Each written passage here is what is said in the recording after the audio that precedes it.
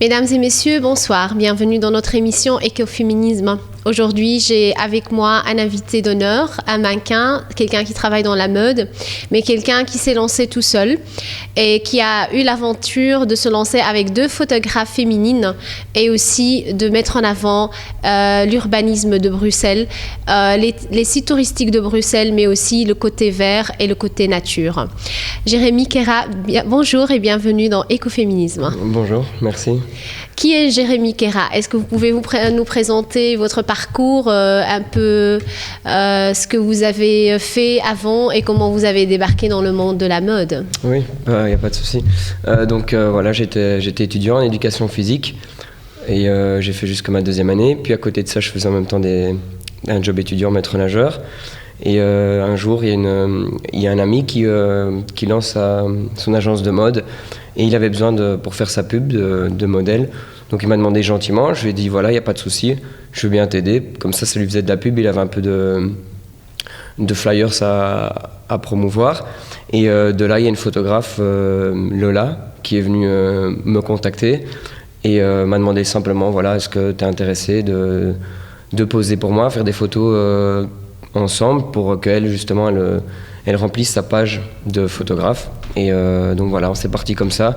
Et puis de bouche à oreille, les gens sont venus me contacter, les photographes sont venus me contacter sur les réseaux sociaux en général, jusqu'au jour où une agence est venue me repérer, qui m'a proposé de travailler avec eux. Et voilà, maintenant aujourd'hui, j'avais commencé tout seul, et puis maintenant aujourd'hui, il y a des gens autour de moi qui sont intéressés de travailler avec moi, donc je prends toutes les opportunités, et puis j'espère encore grandir. Ok, on espère pour toi aussi. Merci, c'est gentil. Vous avez commencé avec 2 photographes femmes. Comment qualifiez-vous le monde de la photographie de nos jours? Est-ce que c'est un monde masculin? Est-ce que c'est difficile de percer dans un monde masculin en tant que femme, en tant que photographe? Qu'est-ce que vous en pensez dans votre métier en tant que mannequin, en fait? D'accord. Moi, en soi, j'ai commencé avec, comme j'ai dit, Lola, qui était une photographe femme. Et effectivement, c'est vrai que j'ai l'impression que pour les femmes, en tant que photographe, c'est un peu plus dur, entre guillemets, alors qu'en soi, elles font tout, un homme ou une femme fait le même boulot. Donc, mais c'est vrai qu'effectivement, ça fait un peu, de base, on se dit oui, la femme, elle va moins bien faire, alors qu'en soi, elle a le même matériel, elle a un appareil photo, et elle sait gérer. Après, du côté du mannequin, que ce soit une femme ou un homme derrière l'appareil, ça change rien. Ton travail, tu fais toujours le même. Et voilà, t'es pas forcément plus à l'aise avec un homme ou une femme, c'est que toi, tu dois être à l'aise toi-même. Et le résultat est bon. Ça change rien de la personne, que c'est une femme ou un homme qui est derrière. Donc pour ça, il n'y a pas de souci. Mais voilà, c'est vrai que c'est plus compliqué, entre guillemets, pour une femme. Parce qu'on va se dire, oui, la femme... elle ne se débrouille pas aussi bien qu'un homme. Alors que, donc il y a des préjugés, une sorte de discrimination vis-à-vis de la femme, même si c'est le talent qui compte, quoi. Donc, en tant que le business de la photographie, c'est un peu un monde un peu masculin, quoi. Pour la photo, oui, mais après le modèle en soi, c'est autant féminin que masculin. Le modèle, c'est... Voilà, c'est différent, mais par rapport à la photographie, oui, mon avis est qu'il y a plus de... Les gens vont plus faire confiance à un homme par rapport à son boulot. Après, voilà, c'est vrai qu'il y a des filles mannequins qui vont se dire, je me sens plus sûre avec une femme photographe parce qu'il y a le rapport homme-femme. Mais sinon, en soi, pour le boulot, c'est pareil que ce soit une femme ou un homme. Ça, c'est vraiment important de comprendre que le boulot, que ce soit une femme ou un homme, elle le fait tout aussi bien. D'accord. Et vous avez commencé, comme vous avez dit, vous êtes un prof de natation. Donc vous avez commencé votre carrière au début en tant que prof, mais en même temps en tant que modèle. Donc vous avez jonglé avec les 2 casquettes et vous avez eu des difficultés. Parce qu'on aimerait bien partager votre expérience avec nos téléspectateurs et nos auditeurs. C'est important de savoir qu'on n'arrive pas au sommet comme ça, on ne devient pas un modèle ou un top model comme ça, donc il faut passer par des étapes. Donc, comment es-tu arrivé à être un mannequin, un modèle, après avoir passé par des expériences un peu difficiles, quoi? Ouais, donc ouais, je suis d'accord, c'est très important de comprendre que c'est rare d'arriver, enfin de partir de tout en bas et en peu de temps exploser et aller tout en haut. Donc c'est vrai que voilà, dans ce monde-là ou même dans d'autres mondes, Ouais. c'est important de comprendre qu'il y a des étapes à franchir et qu'il y a même parfois des obstacles qui viennent dans ta carrière et que voilà, il faut les surmonter. C'est peut-être des messages, mais jamais s'arrêter au premier obstacle et toujours te dire voilà, s'il y a un obstacle, c'est que ça devait venir, mais c'est pas grave, je surpasse et je passe, je passe au-dessus. Et par rapport voilà, à mon métier que j'avais à côté, vu que je donne souvent des cours de natation aux enfants, mais je servais un peu aussi d'exemple pour les enfants. J'essayais de leur, quand je leur apprenais à nager, ben voilà, eux ils s'identifiaient toujours un peu à moi en disant voilà, moi je veux nager comme toi, Jérémy. Donc il y avait un peu aussi une leçon à faire passer en disant mais voilà, si tu veux nager aussi bien et faire comme moi entre guillemets, ben voilà, il faut écouter, il faut apprendre, il faut écouter les conseils que je te donne, ou voilà, il y a une évolution qui doit se faire et enfin dans la vie de tous les jours, c'est très important. Moi c'est un message que j'ai vraiment envie de faire passer, qu'il faut pas se dire voilà, j'écoute personne, je fonce. Les conseils sont toujours bien à prendre. Voilà, pour n'importe quel. Après, il faut faire le tri, bien sûr, entre les bons et moins bons. Il faut faire un peu son chemin, mais c'est super important pour ma part d'écouter les conseils, prendre beaucoup, prendre les conseils de chacun.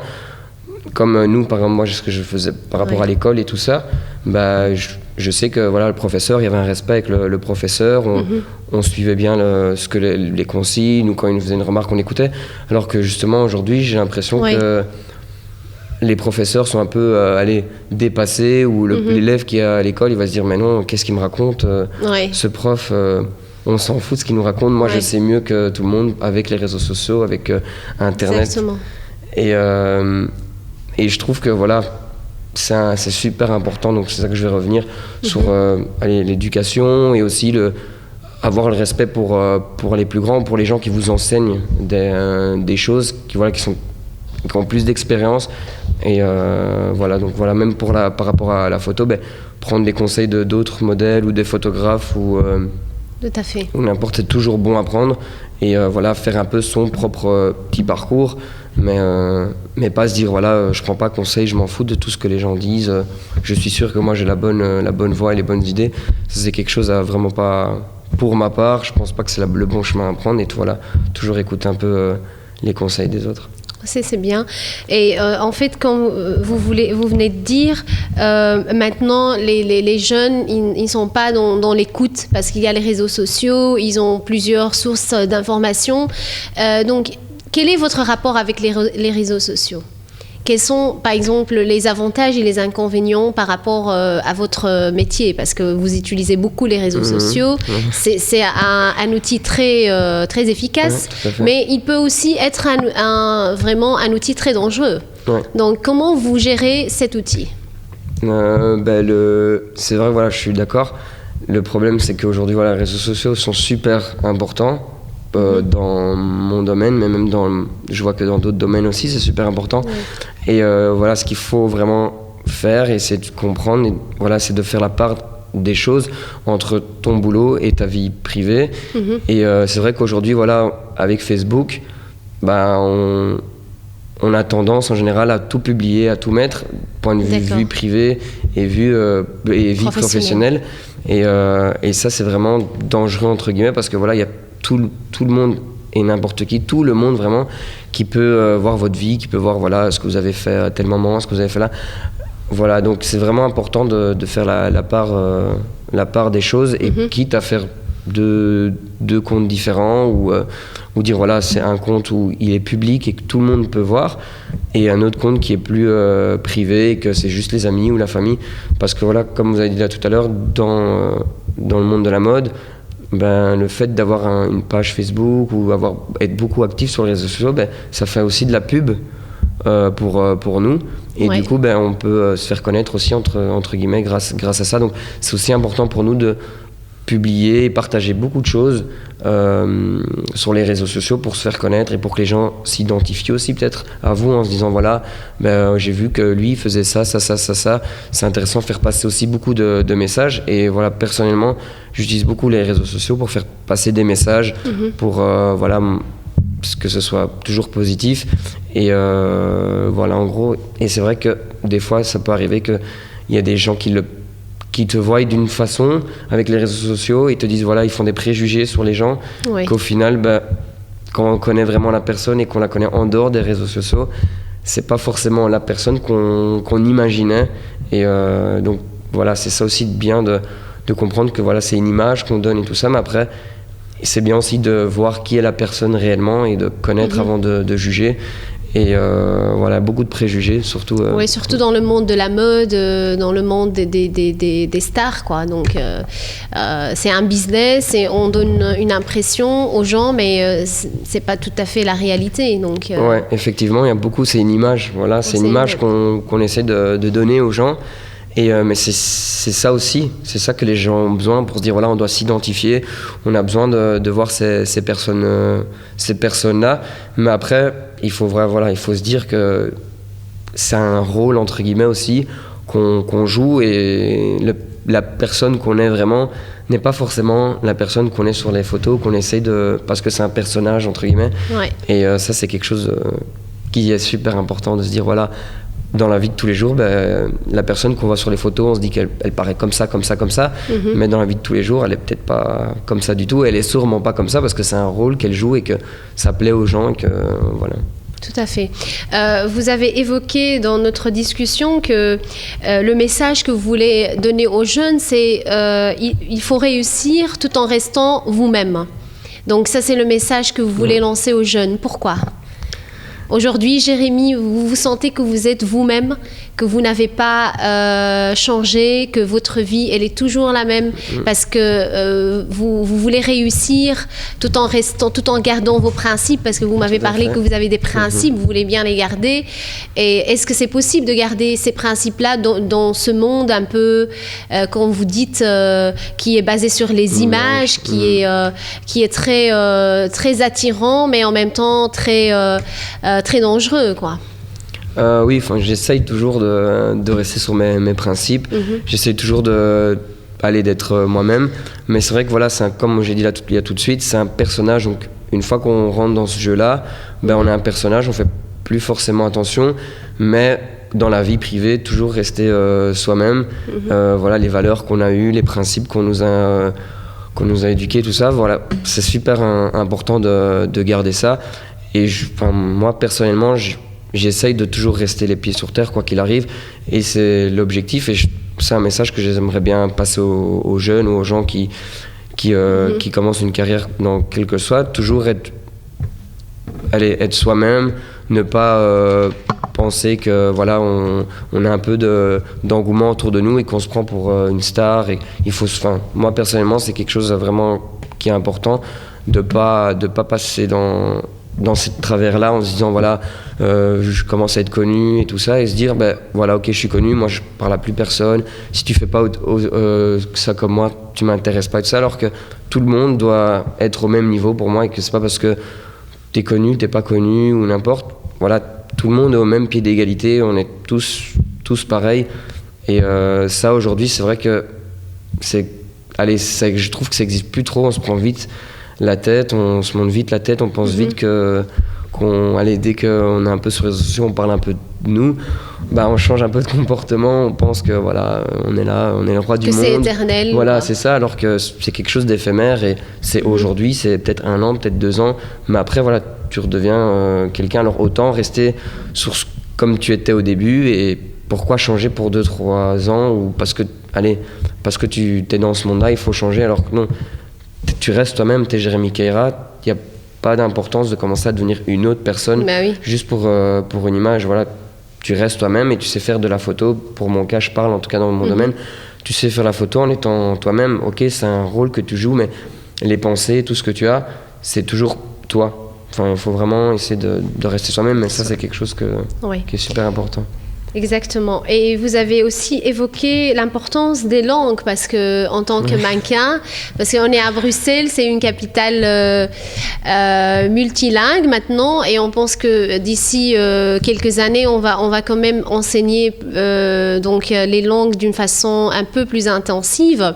Donc, quel est le message que vous voulez lancer aux jeunes qui veulent se lancer dans ce domaine, donc dans le mannequinat? Est-ce qu'il faut vraiment se mettre aux langues, quoi? Ouais.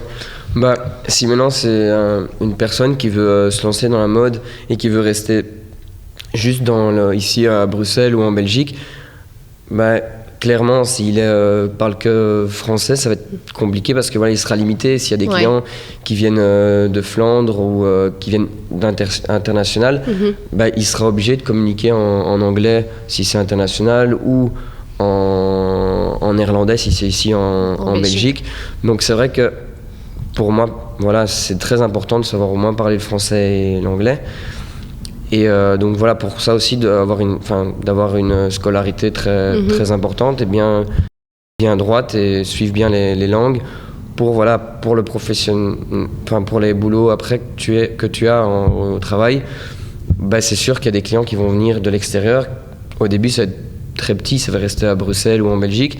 Mais une fois que des clients de l'extérieur viennent, si t'as pas ton anglais, c'est très compliqué à communiquer pour essayer de faire un échange. Ou si quelqu'un vient vers toi en disant qu'est-ce que tu fais, j'ai vu tes photos, je suis intéressé, mais que t'arrives pas à avoir un dialogue, la personne en face va dire bon ok, c'est bloqué, ils vont laisser tomber, ils vont partir sur quelqu'un d'autre qui aura peut-être la langue, qui arrivera à faire un contact et qui arriveront à travailler ensemble. Alors que si ici on parle que français, t'es vraiment limité en disant ok, ça fonctionne bien en Belgique, j'ai quelques clients, mais après c'est limité. À un moment donné, ces clients ils voudront autre chose et toi tu seras là sans clients parce que tu parles que français, alors que justement il suffit entre guillemets juste de parler plusieurs langues, au moins le français et l'anglais, pour justement une fois que tu as fait ton tour ici en Belgique, pourquoi pas aller voir en Angleterre, voir aux États-Unis, en Australie, en Italie. Canada, en Italie, des villes où justement la mode aussi, des pays où la mode est très important et bien développée. Donc c'est important, super important même dans notre monde. Et aujourd'hui dans la mode ou à l'extérieur, si on veut se développer et si on veut voir plus loin que juste la Belgique, c'est super important les langues, tout à fait. D'accord. On a parlé du monde de la mode et il y a plusieurs capitales de la mode et le titre de notre émission c'est pour que Bruxelles soit la capitale de la mode. Vous êtes convaincu que Bruxelles a vraiment des atouts et elle peut séduire, et ça on le voit dans vos photos et surtout le côté nature et le côté vélo qui est vraiment très très présent dans tes photos. Explique-nous quel est le message que tu veux donner aux Bruxellois ou même à l'étranger quand on voit des photos où on vend vraiment Bruxelles, où on a des monuments, où on a des côtés de nature, où on a cette spécificité de la capitale de l'Europe. C'est comme vous venez de dire. Dans mes photos, j'essaye toujours de mettre Bruxelles en avant quand c'est possible. Et parce qu'on a l'image de Bruxelles, on sait qu'ils ont des monuments, mais on ne leur montre pas toujours. Si on tape sur Internet, on met des monuments de Bruxelles, on les voit toujours de la même façon. Le Palais de Justice, on le voit toujours en général comme ça. La Grand Place, on le voit toujours comme ça. Parc Cinquantenaire, on le voit toujours d'une certaine manière. Et moi, je me suis dit, pourquoi pas prendre des objets ou comme là, dans ce cas-ci, le vélo, pour mettre en évidence tous des monuments à Bruxelles en particulier.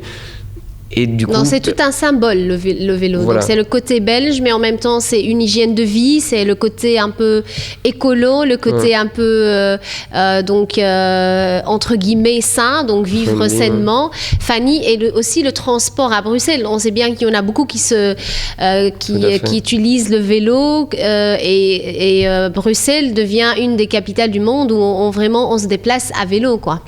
Donc mettre ça dans vos photos, c'est vraiment une valorisation de ce moyen de transport. Ouais, voilà, parce qu'on a de base, on dit toujours oui, le vélo, on a un vieux vélo, où c'est un peu démodé, ou c'est... Alors que voilà, là il y a moyen d'avoir des beaux vélos, être toujours bien habillé, parce qu'on se dit voilà, on est en vélo, on est toujours avec une grosse veste, un bonnet ou un kawaii, et on se dit ouais, on se sent pas à l'aise sur un vélo, parce qu'on se dit bon, on peut pas s'habiller comme on veut. Et donc là, j'essaie de justement montrer que malgré d'être sur un vélo, on peut toujours être bien habillé ou habillé comme on aime. Voilà, chacun a un peu son style d'habit, mais on peut être bien habillé et se sentir à l'aise et être sur un vélo, et c'est pas forcément l'image qu'on a du vélo avec le gros casque, la grosse veste voilà donc du coup c'est ça que j'essaie aussi de mettre en avant dans les photos. Voilà, on peut avoir un vélo et être bien habillé sans se dire voilà, il faut absolument avoir une voiture pour être à l'aise et être bien habillé, alors que rien à voir, on peut être à vélo, et en même temps à vélo on peut aussi, c'est ça que j'essaie de faire comprendre, qu'à vélo on arrive à passer par des chemins et on arrive à découvrir aussi Bruxelles d'une autre manière qu'avec une voiture. En voiture, voilà, il y a des chemins qu'on ne sait pas forcément accéder, car en vélo, justement, on peut passer par des petits chemins beaucoup plus faciles, et on découvre des endroits qui sont beaucoup plus nature, que voilà, dans une forêt, on ne va pas forcément en voiture. Donc voilà, alors qu'il y a des super beaux endroits à Bruxelles, et voilà, j'essaye d'aller justement un peu partout dans Bruxelles pour refaire sortir les monuments qu'il y a, ou des parcs, ou des endroits plus originaux. Originaux, pardon. Vous avez fait Grand Place, Galerie de la Reine, Palais de Justice, Gare Centrale, le quartier Marolles, Mont des Arts, l'Auto-World et aussi le parc d'Anderlecht. Donc vous avez fait un peu le tour de Bruxelles et des coins qu'on a du mal à découvrir tout seul. Donc pourquoi cette vision, cette tendance de voir les coins perdus de Bruxelles, de valoriser ces coins-là? Parce que justement... Surtout le parc d'Anderlecht et le canal. Parce que voilà, justement, je trouvais que... quand j'écoutais autour de moi, on disait souvent Bruxelles, c'est bien, c'est beau, il y a des choses mais on a vite fait le tour. Ils disaient qu'en général, on a vite fait le tour, on ne s'est pas resté longtemps à Bruxelles, parce que voilà, il n'y a pas beaucoup de choses à voir. Et justement, je m'étais dit... Voilà, en faisant ces tours-là, en découvrant des petits endroits qu'on ne connaît pas forcément, ça prouve aux gens que voilà, Bruxelles, c'est pas ce qu'on pense, c'est pas des petits coins. C'est pas juste la Grand Place et l'Atomium, quoi. Exactement, il y a vraiment plein d'autres endroits qu'on peut visiter et qu'on ne met pas toujours en avant, comme vous avez parlé là tout de suite du parc Anderlecht. Voilà, c'est sur une chaussée derrière le Décathlon à Anderlecht. On voit pas forcément qu'il y a des parcs, et il y a un super beau parc naturel avec un petit ruisseau, on peut faire un petit pique-nique. Magnifique. Et que je trouve justement c'est important. D'ailleurs, les photos, c'est avec un pique-nique, quoi. Voilà, c'est une idée de faire pique-nique en pleine nature. Voilà, en pleine nature, mais en même temps en plein Bruxelles. Ouais, en plein Bruxelles. En plein dans Anderlecht, et une chaussée qui se cache juste derrière, il y a une chaussée que les gens passent toujours par là, ils sont même pas forcément ils se rendent même pas compte de la beauté de ce qu'il y a juste derrière, du parc. Et c'est ça que j'ai ce plaisir aussi de faire découvrir au public, de se dire Bruxelles, voilà, vous avez l'habitude, la Grand Place, l'Atomium, les Marolles, mais il y a Palais de Justice, voilà, mais il y a d'autres choses aussi dans Bruxelles qui sont juste parfaits, et qu'on n'est pas forcément obligé d'aller dans les grands endroits connus, et qu'il y a des choses beaucoup moins connues mais qui sont tout aussi beaux. Et c'est ça aussi la beauté de Bruxelles, et que j'essaye de mettre en avant pour montrer que Bruxelles, c'est une super belle ville, et on peut faire des choses très, très positive, et on peut faire beaucoup de choses dans plusieurs domaines dans Bruxelles. D'accord. Donc, on a discuté de la Fashion Week, parce qu'il y avait à Bruxelles dernièrement beaucoup d'événements qui sont focalisés sur la mode et la fashion. Donc, il y avait le Fashion Week, le Ethno Tendance Week, etc. Et votre regard sur la mode, c'est que Bruxelles, elle peut devenir la capitale de la mode, mais il faut beaucoup d'efforts. Et quels sont, à ton avis, quelles sont les mesures qu'il faudrait prendre pour que Bruxelles soit la capitale de la mode? Parce qu'on est ici à Bruxelles, on est riche parce qu'on a vraiment des différentes communautés. On est inspiré, on a vu ça à la Brussels Fashion Days, où on était inspiré par plusieurs vagues de mode, par plusieurs styles, le style africain, le style bohémien, etc. Donc on a beaucoup de styles. Et ces styles-là, ils peuvent être pris ailleurs aux États-Unis avec une autre star. Par exemple, Rihanna, quand elle met des vêtements un peu afro, on dit ah oui, c'est le style de Rihanna. Mais pour finir, on trouve ça tous les jours ici à Bruxelles quand on passe par le quartier Matongué ou soit.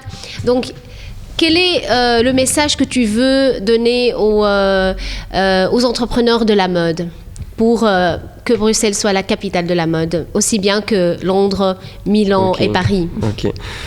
Oui, ce qui est important, c'est changer un peu cette mentalité qu'on a. J'ai l'impression que c'est fort, dire voilà, ils osent pas, les Belges ou ici les entrepreneurs, ils osent pas prendre le risque en disant voilà, on voit quelque chose d'un peu plus différent, c'est trop, on voit pas ça d'habitude, c'est trop de risques, et les investisseurs, ils se disent pas voilà.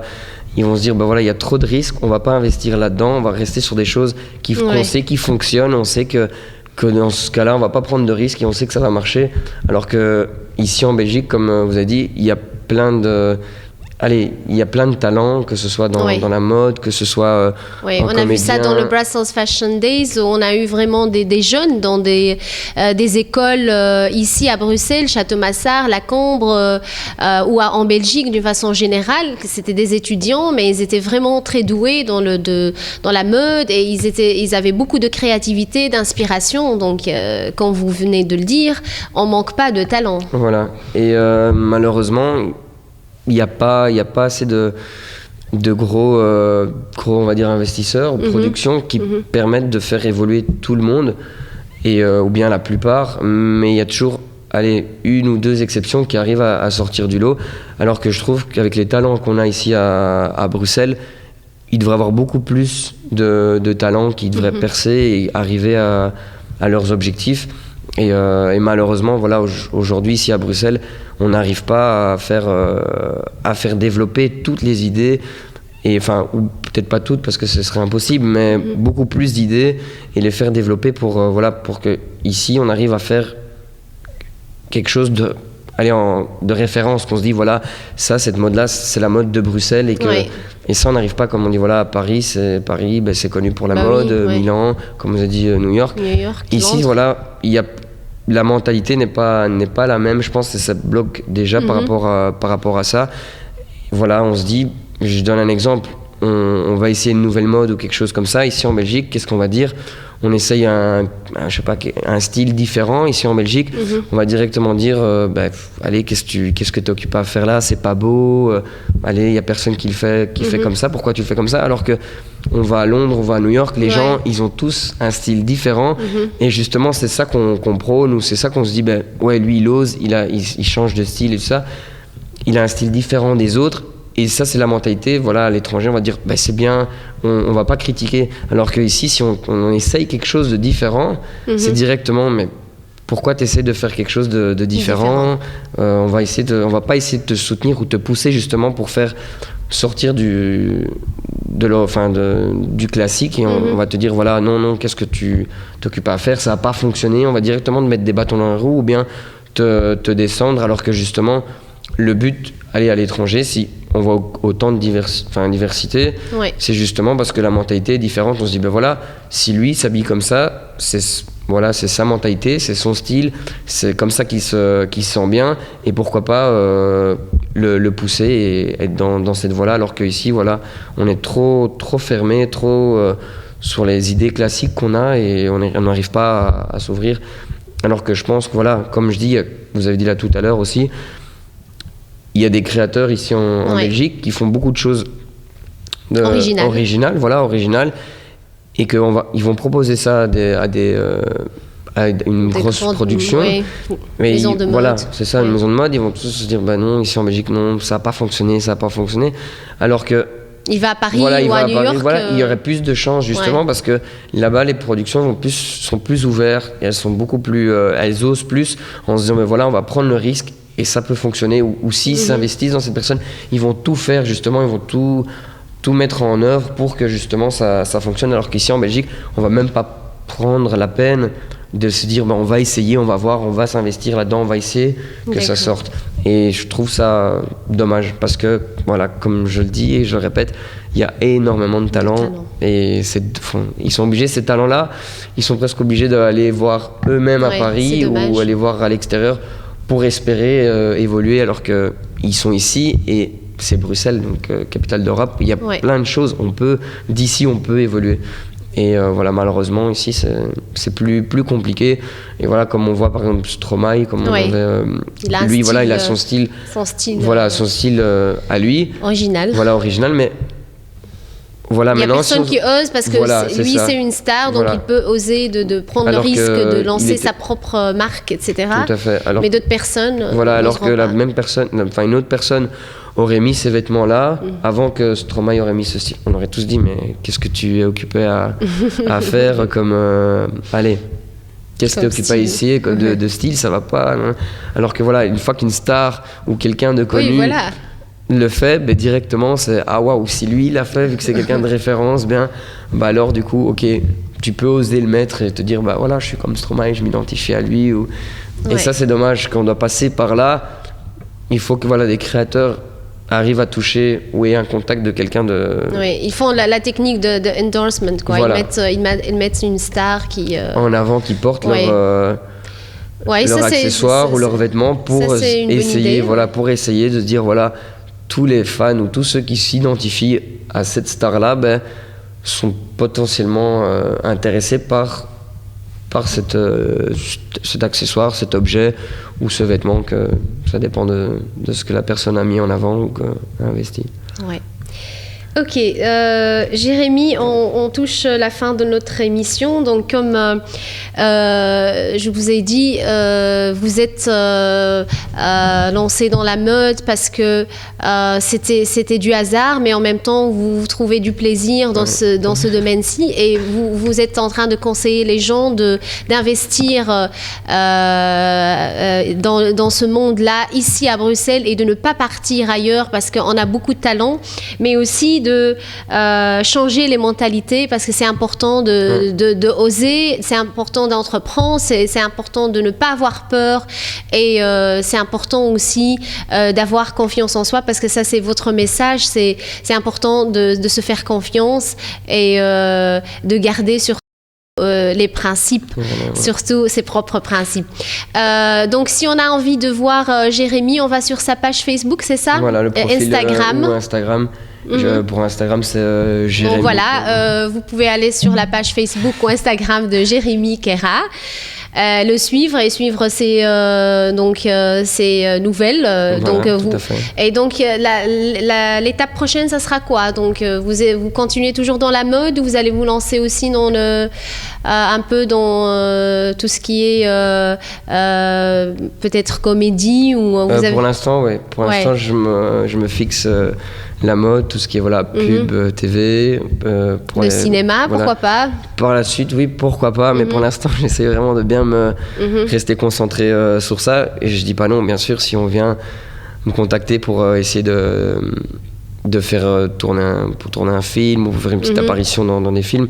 Bien sûr que je suis ouvert à tout autre projet, mais voilà, franchement, voilà, je vais rester basé sur ce que je suis occupé à faire, ça se passe super bien, donc j'ai pas trop envie de me diversifier, et puis une fois que voilà, si maintenant, comme je vous ai dit, il y a quelqu'un qui me propose quelque chose d'intéressant au cinéma, bien sûr, j'écoute la proposition, et pourquoi pas me lancer là-dedans aussi, ça peut être très intéressant, et ça me tente aussi, ouais. Ok. Donc, Jérémy, merci beaucoup d'être venu. Merci pour votre message, pour votre engagement pour Bruxelles, pour la beauté de Bruxelles, pour que Bruxelles soit la capitale de la mode. Mesdames et messieurs, merci pour votre attention. Merci d'être fidèles à notre émission. Et on se trouve la semaine prochaine avec un autre invité. Merci. Au revoir.